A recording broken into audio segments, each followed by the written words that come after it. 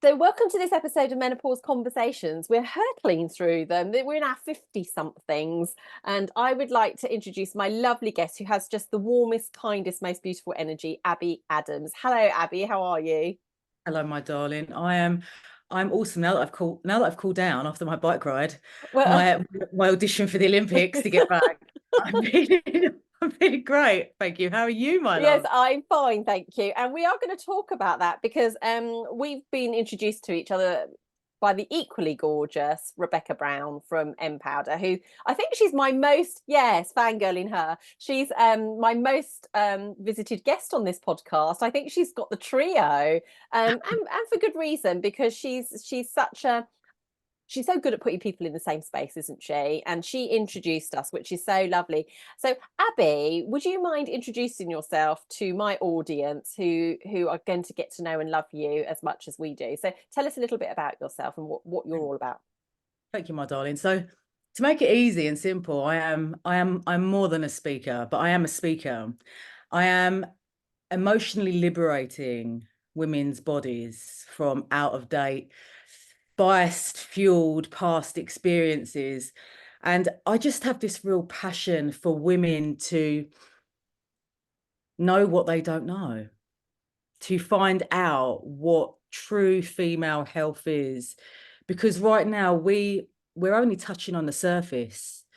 And when I found my bleed at 34, and at this point I had had one child, I was married, I was supposedly happy and in that right place. My mind was blown at what I didn't know about myself, but more importantly, how I was communicating and expressing myself and why things were happening. Blew my mind.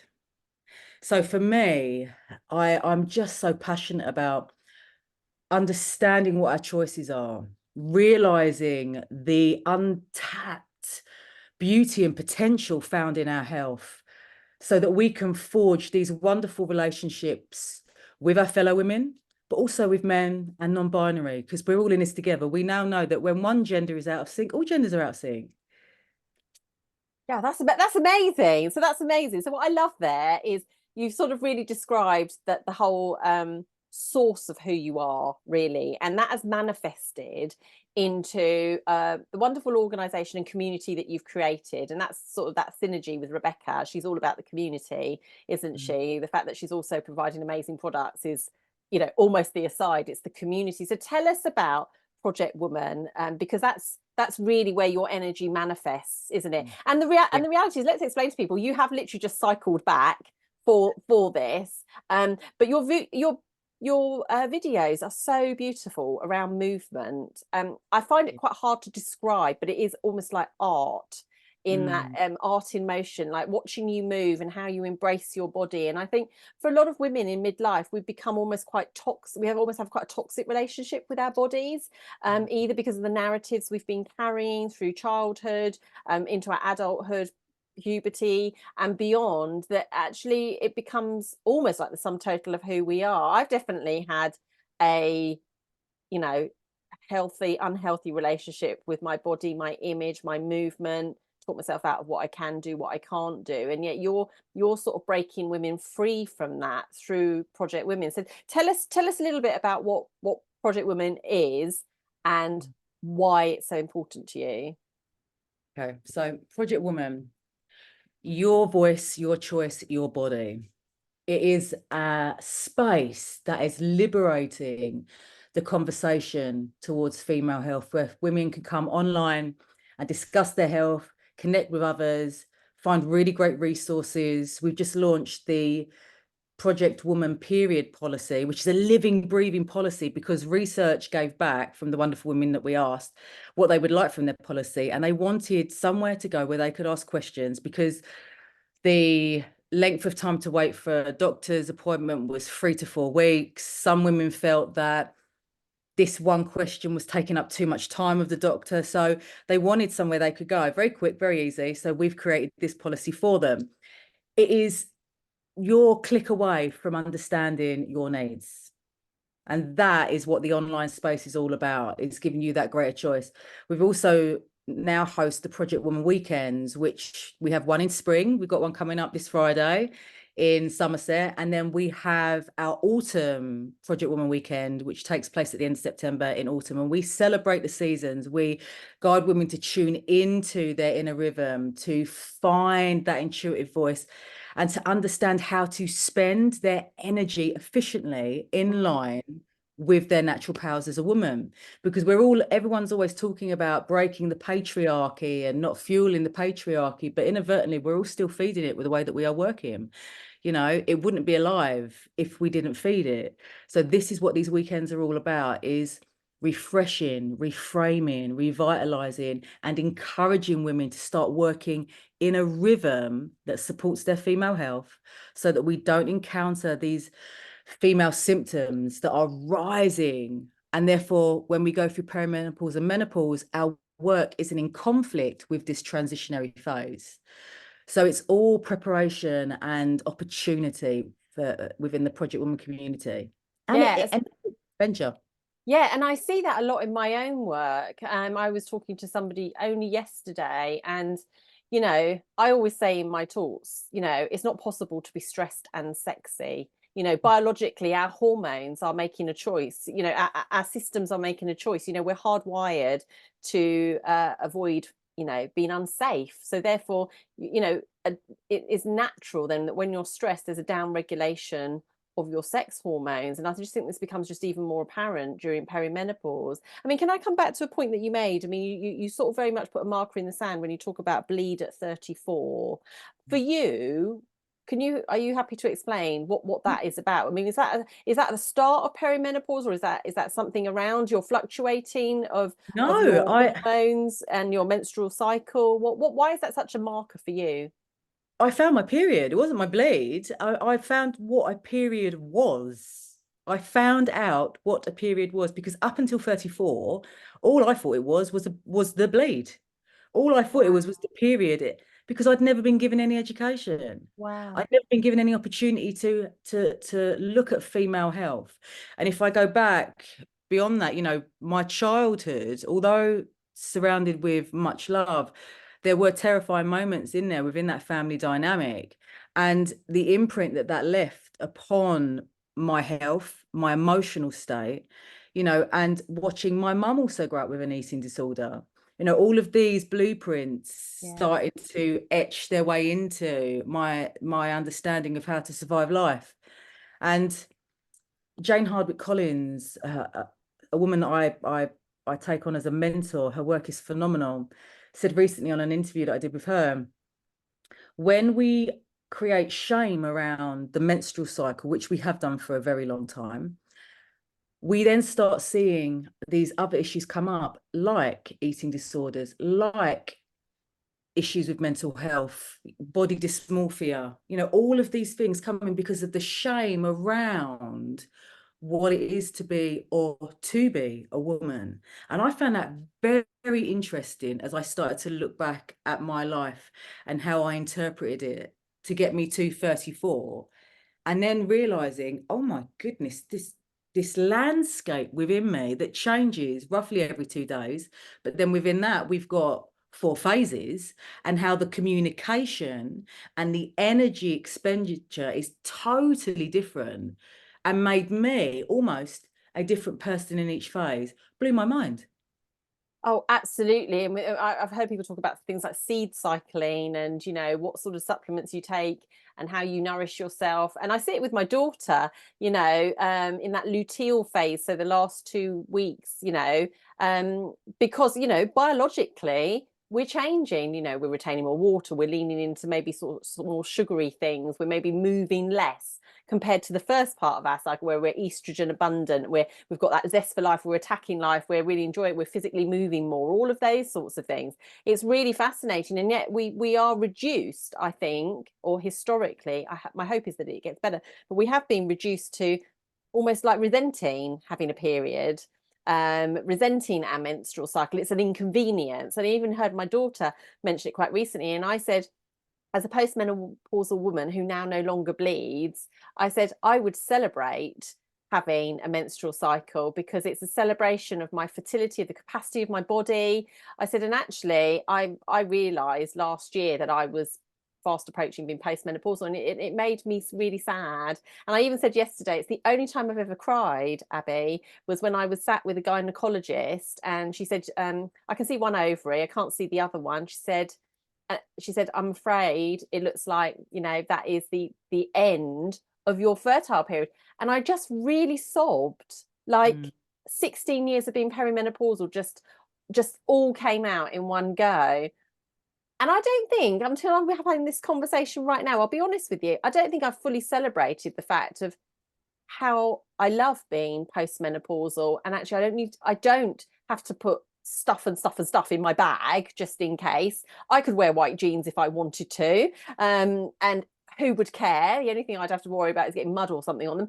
But I don't think I've fully celebrated all that my body is. I think I've reduced who I am down to mostly what's in my head, rather than this celebration of everything that I am. And I think that's not uncommon for women. I mean, what do you feel is the shift when women come to your weekends? What do you notice is the biggest shift from how they arrive to how they leave? Firstly, can I just celebrate your transition? Thank you. Because isn't it wonderful? Because we are so taught to fear these changes. But when you have embraced your menstrual cycle, when you have embraced your perimenopause, when you have allowed yourself to move within the thick of it and felt all of those emotions, you realize just how powerful you are, and you step into these evolutionary phases as the woman you was meant to be. So I really honor, respect, and celebrate that, Amantha. Thank you for sharing that. Oh, thank you. It's wonderful. But these are the stories that we are missing from society, aren't we? We're Yes. missing it. And this brings us to the Project Woman Weekend. You know, these women, shouldn't I go? Oh God, should I spend this money on me? Should I leave the kids? Can I leave my husband? Can I leave? Can I leave? Am I allowed? Am I allowed? Am I allowed? Look at the psychology behind that. And then something tips them over the edge. There's something. And they come and they arrive, and they always leave and they go, I don't know. I didn't know why I needed to come, but now life looks so different. Yeah. And I realize where I have been choosing not great paths for me. I realize where I now own that energy. I know what I can do for me. I have felt my body like I have never felt it before, and it feels amazing. Yes, it might feel a bit achy, but my goodness, this skin is mine. Yeah. And that is what these women take away. Yeah, and it's so, I see for so many women. I was in Wales yesterday doing a menopause awareness session, and the thing that we always find, I was with my lovely colleague June Potts, and we always find that people say, I just don't feel so alone. You know, I think we almost feel like we inhabit our body as a singular being. And yet, I mean, I love the whole idea of you know, connectedness and energy, which we'll talk about a little bit more. But you know, we're all energy, aren't we? And we recognize similar energy in other people. And I think there's something about this time at midlife when women come together, there is that unifying of energy, and it almost sort of all congregates in one place. And that becomes super powerful. That's like an orb of energy that everyone can benefit from. You know, even if you're coming depleted, there's enough energy there for everybody, and it's absolutely lovely. And like you say, that confidence that sort of emanates, so that people ready for the next steps. I mean, I know you've talked to me about energy efficiency. Can we talk a bit about that then, for the benefit of people listening? When we talk about, you know, working smarter, working harder, you know, going for it, not going for it so much, but actually it's all stuff and nonsense, isn't it? And you talk about energy efficiency. Can you explain what you mean by that? Certainly. And I just want to drop in as well. Future Femme Health published this morning in her newsletter that 85% of startups, this is roughly 85% of startups are struggling with their mental health, and 49% are looking to give up their businesses this year. Wow.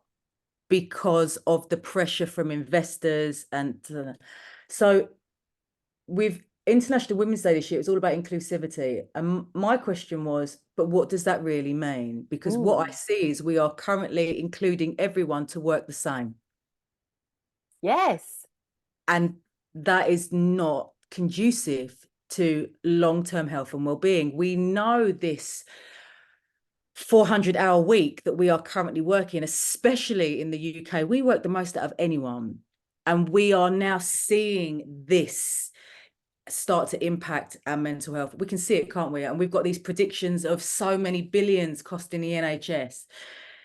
We have seen flexible work approaches improve the office space, mental health, health in general. And when I talk about energy efficiency, it's from a female perspective, which I also believe works for all genders, in that a woman flows on a monthly basis because of the way her hormones fluctuate, move, process, metabolize. And so each woman will function differently at certain points of their cycle. So it is looking at how you harness those zones of genius to bring out the best work. It's not that you force someone to sit at their desk for 9 hours and push them to get the work out of them. It's actually seeing where these energy spikes occur. And we know, as an example, ovulation. Before we got on this call today, Amantha said to me, "Are you sure you want to do this now? Because we can cancel." I was like, "No, I'm in my ovulation. I'm in my inner summer. I am ready to talk. It's all here. Let's go." And so this is a great time for women to do their speaking, presenting. The energy is there. You wouldn't necessarily expect a woman to do this around her luteal phase, the latter half of her luteal phase, because we know that hormones are dropping. We might be experiencing PMS type symptoms or more than that. And so to push someone to do a speaking gig at this point would send them over the edge. You wouldn't get the best out of them. You wouldn't get across what you was trying to project. So why are we forcing this?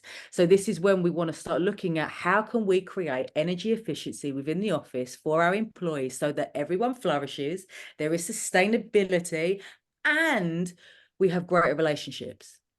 And that makes so much sense to me. I mean, we know already, I mean, there are figures bandied about. I mean, we know since the pandemic ended, 187,000 people with female biology have already left the workplace since it finished. We know that the fastest growing demographic are actually the mid-range, 45 to 55, but they're leaving in their droves to set up their own businesses. And so it sort of concurs with what you're saying. And the reality is, you know, businesses, as we've seen quite recently in the news, the Equalities and Human Rights Commission are saying that we need to look after people. And actually, if people are not supported, given those reasonable short-term adjustments, then they're a sitting duck, basically. So it's like, you know, I see a lot of mental health fatigue, shall we call it. I see a lot of menopause eye rolling, you know, oh, we're talking about that again. And yet there really is a very, very strong business case for it. I mean, we've got some figures that when we've worked in workplaces, we've reduced absenteeism by 30%, halved the number of 50-year-olds leaving, all without a policy as well. It's around the common sense, you know, do the right thing. You know, it worked during lockdown. There's so much data. I know Mother Pucker, she's put out data, hasn't she, showing that it's possible to do work in a hybrid type fashion and working from home and stuff. So you're absolutely right. And so how do we help women? What is it that employers need to engage with then as a concept? So as a speaker, you go into corporates and you talk about this stuff. So what is the golden thread through all of this? Can businesses remain profitable and productive by giving people the time and space to work in the way that best suits them based on where they're at, not only in their cycle, but obviously their stage of life? I mean, how do you encourage businesses to get on board with this message? Well, again, it's like you said, Amantha, it's meeting these businesses where they're at. You know, you're not going to go in there and tell them to implement, you know, 2 days a week working, and, you know, you have to start with where they're at. And the best place is to start by talking to your staff. That is my number one. You know, we go in and we ask them, because for a very long time we have seen corporates go, right, well, this is what we're going to initiate and this is what you're going to have. And I've been there with small companies in and around London, and the staff don't feel they have permission to engage with these things, such as yoga classes and massages and coffee mornings and talks, because behind them is this voice going, but you've got work to do, but you've got work to do, you've got work to do. You've got line managers there hovering above them saying, has that been done? Has that been done? So the pressure, it wasn't that they didn't want it, but the permission wasn't there. So how can we create greater permission? How can we give them these spaces? And it starts with them, I feel. It starts with really understanding what is it that you want, because your dynamics might be highly fertile women, you know, menstruating years. You're not going to kind of start bringing in loads about menopause when it could be fertility that is at the top of their list to look at. If your dynamics are menopause, the last thing you're going to want to talk to them about is period policies, because I'm sure they would eyeball that, because it's not relevant. What's the relevance? Where do we need to start? Yeah. And we go from there. I love that. Relevance is the golden thread. You're absolutely right. And we always talk in our sessions about know your numbers. What's the size or the extent of what we're talking about here? And then location, where is it? I was really lucky. I did some work with Charlotte Tilbury in terms of makeup. Very much 85% of their workforce are people with female biology, and they're under 35. Yet they were doing menopause. And I thought that was a really responsible approach. That was nearly 2 years ago. So I think there's something about culture, isn't there? And honestly, I do get a little bit culture fatigued because people talk about culture. What is that? To me, you can smell culture when you walk through the doors or the receptions of an organization, because it's the first thing that hits you. You can just tell by how you're greeted, how people seem to be. Is there a connection between people, or are they all just stuck at their computers beavering away? And so I think it's that. And you're right. But it just, again, I come across the fatigue, the apathy more than anything else, because it's not legally mandated and instructed. It's almost like, well, we'll get to that when we have to. Yeah. So how do you and I create change at a smaller level with certain people? I wonder if it is then around people coming and experiencing what growth can look like through Project Woman. Yeah. Because I don't know if you see this too. This might surprise people on the call, but often the group of people that we find most resistant to the talk about menopause or raising awareness are actually older people with female biology. They don't want to talk about it because they've actually had to elbow their way to where they are already, and it's like, well, why are we talking about this? Let's just get on with it. I mean, how do we appeal to those people, because they probably are the group that within both of our circles of work could benefit the most? I mean, how do we engage more with that group, would you say, Abi? Well, I've had this experience recently. I went into a company, and they had two offices, and their first office, which was their head office, we sat down and they were angry. Okay. They were angry. They were angry that this meeting was going ahead without their knowledge. And what that represented to me was that they were never included in anything within the business. They were never informed. They were never consulted. You could see that these people were working the longest hours. There was no support there for them. They were eating their lunches at their desks. There was no space for them to go to have lunch or have quiet time. The office space wasn't a healthy space. One woman commented that whenever she came in the office, she became sick. And she had documented this, because of the state of repair that the office was in. Well, that's so powerful. Have you heard of BS 30416? No. Okay, so it's fantastic. I'll send you a copy afterwards, and I'll put a link in the show notes. BS stands for British Standard. So it honestly is one of the most amazing things to appear, which will be helpful, because it's a policy. It's not a policy. It's a British standard all around menstruation, menstrual health, and menopause. And I went to the inaugural launch of that last year, and it was brilliant. So there was a trade union there. All the people who'd been involved in writing it. Jane Packer is amazing, and she's the person who sort of front-ended that. But do you know what it even covered, Abi, which was so amazing? Build quality. So important.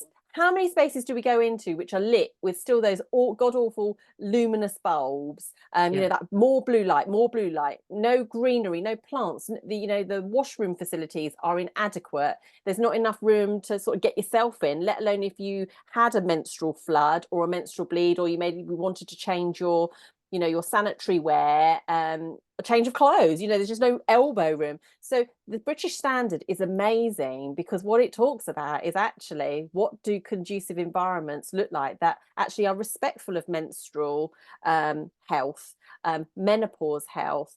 So I send that to you afterwards, but that is I'd love that. that is exactly what we're talking about there. It's that there's not enough consideration, is there? It's like, there's your desk, there's a little goodie bag, welcome, off you go. Yeah.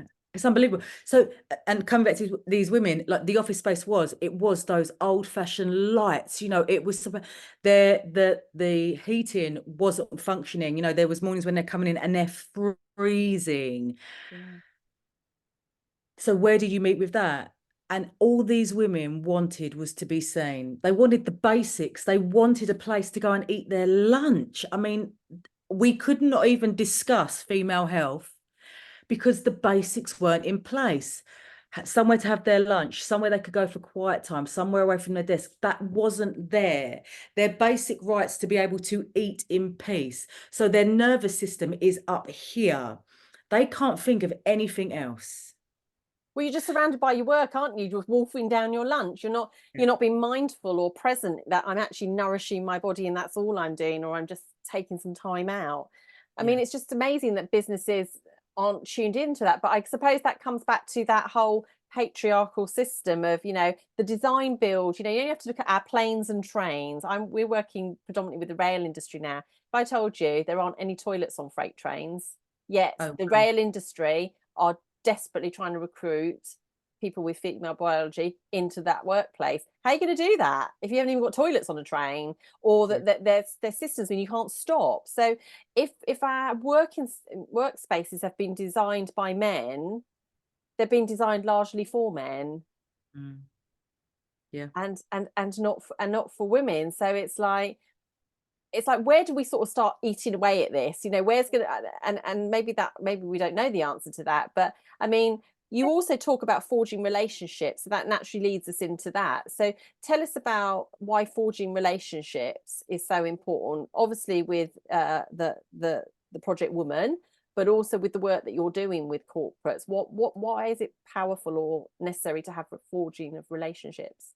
So for me, growing up, I watched the most important woman of my life fight physically, mentally, emotionally with a man because she didn't think she had any other choice.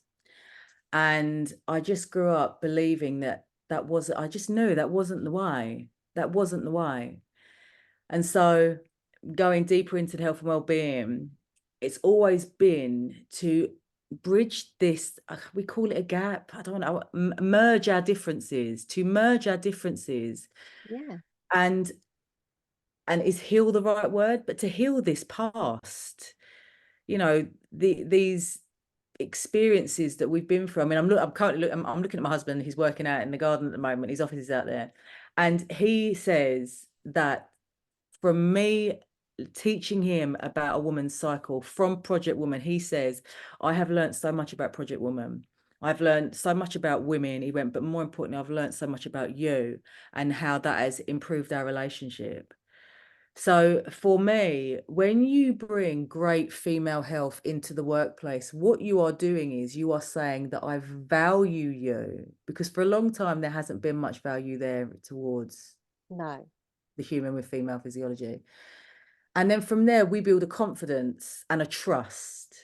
And from there, we stop being victims and we stop blaming and persecuting. So now we've got this greater dialogue where men are showing up in the right environments and expressing how they feel about being men. Yes, Because it's not working for some of them, is it? This masculine approach it's not helpful. So, this is what I mean in regards to forging greater relationships. take the guessing out of what the other person is thinking, take the judgment out of how they should be working and what they should be doing, understand each other's physiology, and create a greater approach to how we work in the office. Yeah, I love that. And that leans into what we talk about a lot, which is that male allyship. Um, I get very excited when we do all male talks, or we have a you know, maybe a more of a dominance with male there. I agree. I go to lots and lots of meetings, Abby, with people that are, you know, do have a presence in this space in menopause. Ironically, I saw one of those people at a train station yesterday, and he was a man from a rail operator, and I was at a meeting, and I can honestly tell you, I feel very, very uncomfortable when the man bashing, as I call it, starts. Yeah, me too. There is a lot of that in this space. Now, I also have an equitable partnership with my lovely husband. There's nothing he doesn't know about menopause. He could come on and do his own podcast if that was his thing, but it just isn't his thing. But Yeah. he is such a supportive father to our 18-year-old daughter that actually we talk often about, like, there's been times when I've been on calls and she's either been worried about something, she's gone and talked to him about it, because Brilliant. it's that equity of information. You know, he knows as much as I know. But the reason I say that is because I've been in lots of meetings where maybe there's only 3 men in a room and there's 120 women, but we're giving them such a hard time. We're making it uncomfortable for them to be there. You know, how many women were told about menopause and periods by their mothers? Not many. The chance of men knowing is even less. So we've got to cut some slack here. And I'd just like to say, it's not every man that is a problem in this system. A lot of men aren't served by the patriarchy either. They'll have wives and partners at home who are disadvantaged, which actually means they are disadvantaged as a group. So I really like what you said there about merging our differences. I'm going to take that, if that's okay. Of course, it's I'm to be going to shared. I'm going to say, my friend Abi Adams says it's about merging our differences, and I value you, because in my coaching work, we talk about values. When you know what your own values are, and I think that's that lovely midlife opportunity, get really clear on what your own midlife values are, then you can position yourself. If you've outgrown your organization because your values don't fit, do not Yeah. stay. Go where your values are appreciated, where you are appreciated, where you can flourish because you're supported, all the things that you're saying. And it is about that inclusion. So I absolutely love that. And I really don't tolerate that male bashing. I've removed myself from meetings because, you know, we've had a lot of celebrities who do keynote speeches who say it's men's fault. No, we're perpetuating that idea by keep saying that. We need to have the confidence to stand up for ourselves. And I remember Meghan Markle once being challenged. So she said, an interviewer said to her, whatever you think of Meghan Markle, you know, I'm not here for that conversation. But she actually said, the interviewer said, oh, isn't it that, you know, women, girls need to, you know, find their voice? She went, no, women and girls are very clear that they have a voice. They just need to use it. And we need to have environments where people can say how they feel, can say what they need. I'm a big fan of that. Tell us what you need. And if your employer is not willing to give it to you, I think that tells you everything you need to know about whether you stay or whether you go. So, and just to highlight, that's the space that Project Woman offers. And I think this is one of the huge draws that many women come to us, because they can say whatever they want on this space. There is no censorship there, whether you are looking for support or where you are, if you are just looking to release and express and let it go, that is the space. And there's not many places you have that. You might have a loving relationship and great friends and family, but sometimes you just need that space to be able to really let it go. And that is what Project Woman is all about. I love that. And I have actually taken a look at the site and the community, and it is lovely. It's a very warm, inspiring place to be, because it can feel very lonely. We talk about loneliness a lot in our sessions, and people feel very, very alone. So, and someone mentioned to me yesterday, I don't know how you feel about this or if you've observed anything, but how friendships get very tricky during this time, you know, because we're all in different places at different points in our cycle, and then one thing is said and it becomes everything. It becomes such a big problem. I mean, how do we navigate our own friendships? I mean, I'm putting you on the spot here, but you know, if we're all in these 4 different stages at any one time, the chances of us all being in the sort of middle of our spring type thing is probably minimal, isn't it? So how would you advise that we do work with our hormones and with our relationships? So I'll give you a little story. I was in the car with a friend the other day and she spoke about being pregnant. Oh gosh, so this is about 6 years ago. And she was working with this mature woman. She said she was in her 60s, so she was probably going through menopause. And she said, I couldn't believe how horrible she was to me sometimes, knowing that I was pregnant. She just didn't seem to have any patience with me. And I said, so how old was she? She was roughly in her 60s. I said, do you think she could have been going through menopause? And she said, yes. I said, well, just think back then, this conversation wasn't really that available. I said, she probably wasn't being seen, heard. She was probably really worried about what was happening to her body, but she had nowhere to go. There was probably other contributing factors there. And so I probably wouldn't have had the patience to have dealt with you either. But that doesn't mean that she isn't kind and she wasn't a nice person. But you have to take into account where someone is. And that woman in her menopause is what we classify as the crone within our cycle, our menstrual cycle, our bleed. Okay. So you experience menopause within your bleed every cycle. And Wow.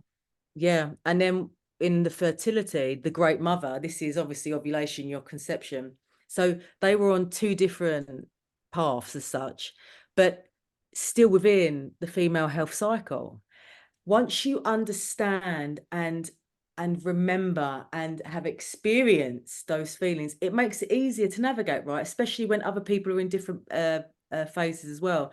So am I answering this question efficiently? For me, understanding my period from from psychology to physiology, what I call the emotional landscape, looking at that emotional landscape. When you have traversed the cycle and understood each phase, each season, you are prepared. Sounds to me like you You, can make more choices. yeah, exactly. And there is more understanding and compassion there. Yeah, hurriedly writing that down. That's amazing, and I do recognize that. I really sense that as well, and I'm sure people watching this, and it is about almost we become very, not that victim mentality, but we become almost hyper focused on how people are behaving towards us, as Mm, opposed to where am I right now? How am I showing up? Am I more sensitive because of my hormones?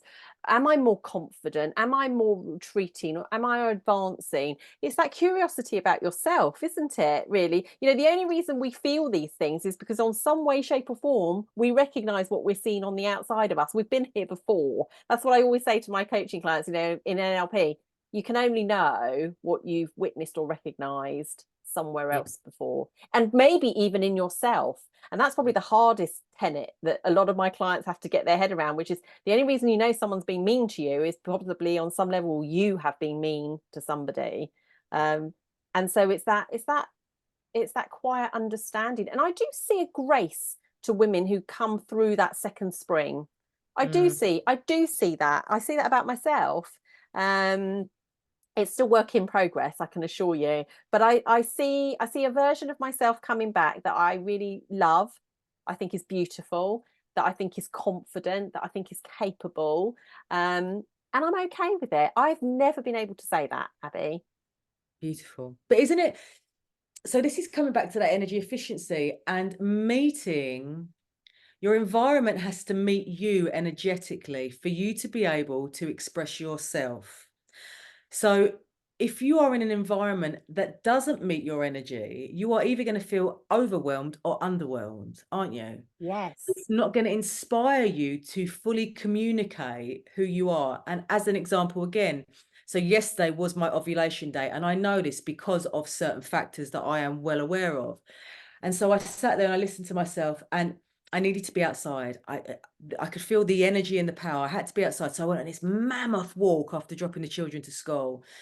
And I walked around, and being outside, I was meeting my energy with my environment. There was a massive hill that I had to stomp up. I was using my energy efficiently. So when I came down and I sat in front of my work, I was able to commit and complete.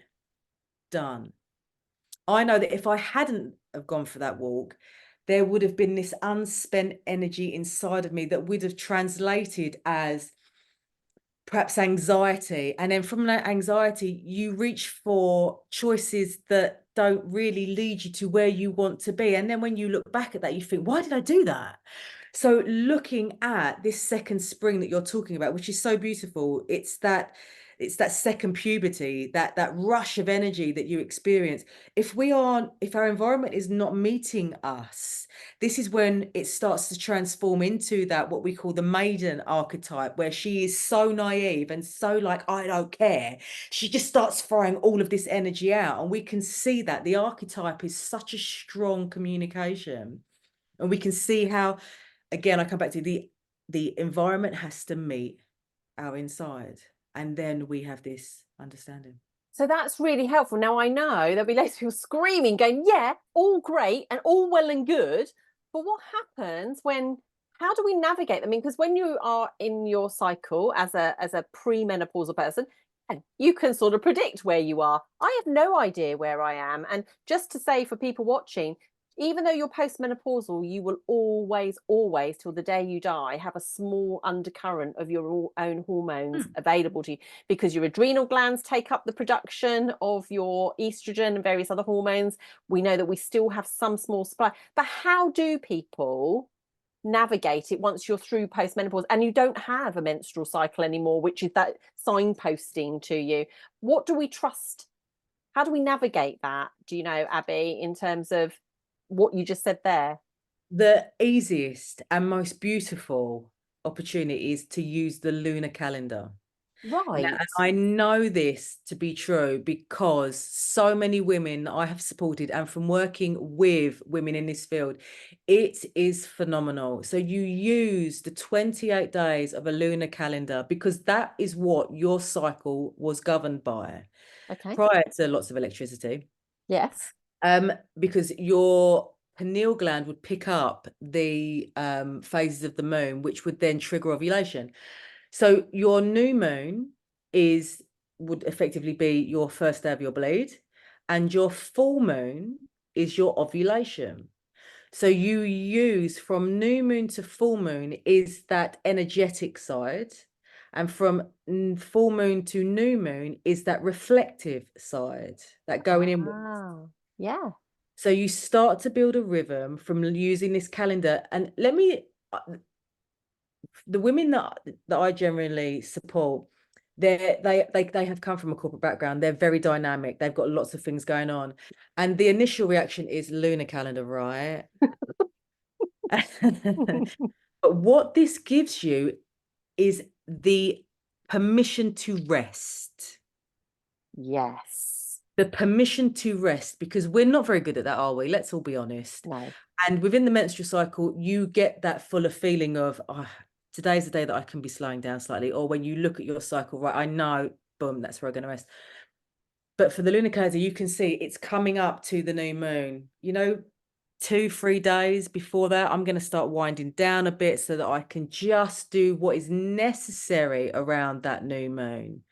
I mean, effectively, this is where you do whatever you want, to be fair, because this is a great time of visioning and downloading and just trusting your intuition for you to then start ramping up again. That's really why I offer it to postmenopausal women, for that rest. That's amazing. So I do feel very governed by that, and I do feel like remind everyone, what's the difference between a new moon and a full moon? What would it look like? So they both look the same, but the full moon, you can tell the difference because as the moon changes, it looks fuller when it comes into its fullest. The new moon actually goes the other way. Right. But Okay. you'll find there's so many lunar calendars on Google. If you type in lunar calendar, it will come up and you will find what's happening today, because you've got various phases. You've got your quarter moon, you've got your half. So Yes. Well, I always put my crystals outside for those full moons to get the energy. My bedside looks like a quarry. My bedside. I just got busy images of you and your husband. I'm coming in. I'm coming Honestly, in. honestly, I just had a estate agent come round to my house, and do you know what his feedback was? I think he was in the bedroom when he said it. He said, just if you are going to take any photos of the house, maybe to remove some of the clutter. And I was like, dare you? That's my life force there next to my bed. How dare you, you unspiritual person?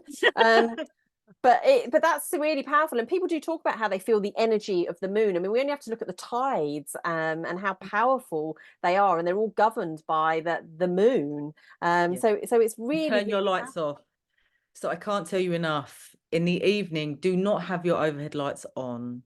Use lamps, use soft lighting. Yes. And when you're menstruating as well, if you're having troubles with menstruation and you've got your diet, and you're looking at your diet and you're looking at your exercise, go outside in the evening, see the darkness. Yes, because it's that red spectrum light, isn't it, that's so Yeah. important for regulating the billions of clocks we've got inside of us. It's so right. I mean, I find it, I really cannot go. I think I'm ultra sensitive, Abby, to that blue light, like the strip lighting that I told you. I Yeah.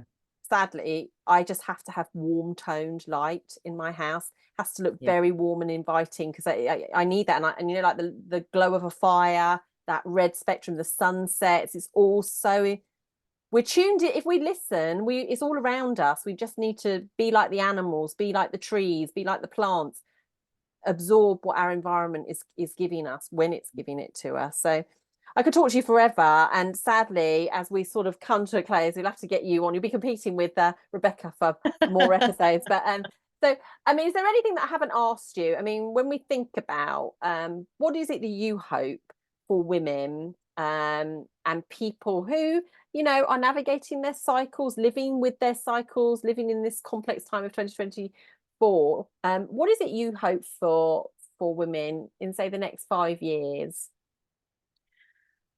For you to trust in the power of your female health, for you to have the confidence to question the way the working world currently is, and for you to believe that there are other choices out there for you and that you have the permission for them.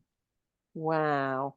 So yeah, so that is really, really powerful, isn't it? And I think that's that moment that you're offering, the Project Woman weekends are that time to just step away Yeah. and step into something.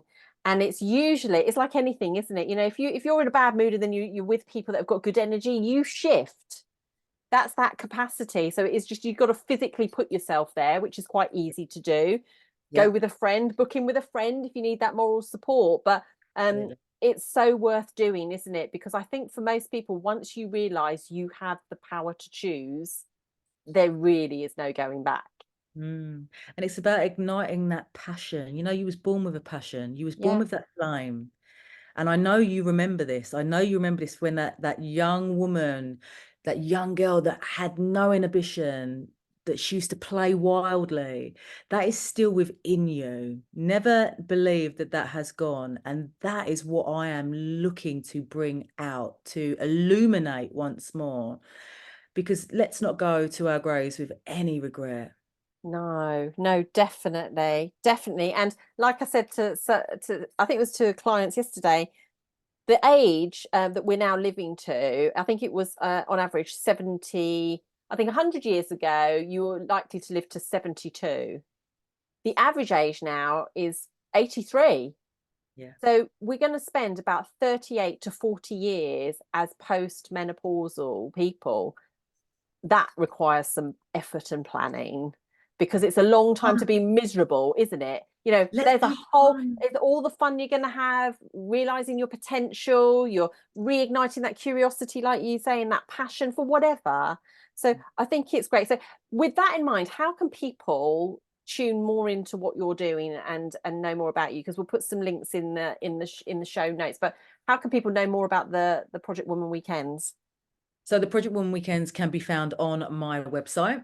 Again, I'll be sharing these with you. These take place in March Yeah. and autumn, the end of September. So the next one is in September, the weekend of the 27th in Cornwall, in the most beautiful house by Tintagel.